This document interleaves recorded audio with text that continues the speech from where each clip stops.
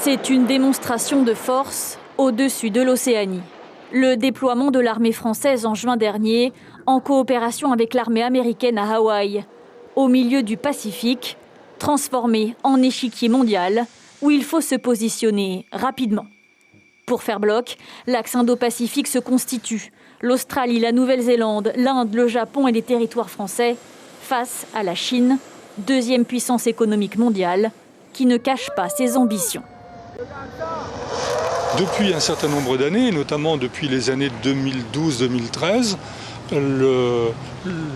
l'Océanie redevient une région convoitée, d'abord par la Chine, avec les nouvelles routes de la soie, et puis par les pays occidentaux, l'Europe qui tente de s'y installer, et la France qui tente de maintenir sa présence.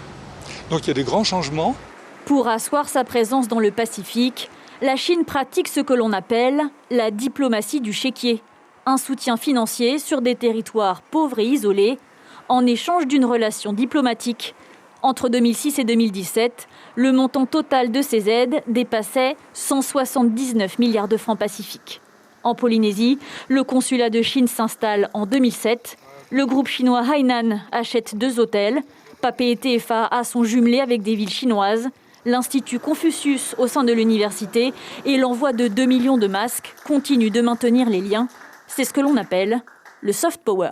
Face à cette puissance maritime qu'est la Chine, mais qui est aussi la France, la Polynésie française ne peut pas se permettre, je pense, de ne pas travailler, de ne pas coopérer avec la République populaire de Chine, mais elle doit bien en définir les modalités. Et comme nous sommes une collectivité française, cela va effectivement s'effectuer avec le gouvernement français. Les enjeux sont commerciaux, militaires, miniers, halieutiques et stratégiques. Tiraillée entre les intérêts de la Chine et de la France, la population polynésienne ne doit pas être oubliée pour autant.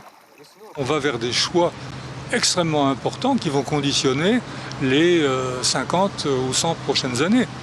Et donc, est-ce que les Polynésiens seront appelés à donner leur avis sur les grandes orientations qu'il faudra prendre? C'est le grand enjeu. Plus grande consommatrice mondiale de ressources halieutiques, la Chine verra-t-elle réellement un jour s'implanter la société Tianhui à Ho? L'atoll a la plus longue piste d'atterrissage du Pacifique Sud, héritage de l'armée française. L'information en continu sur Polynésie la première, Internet et réseaux sociaux.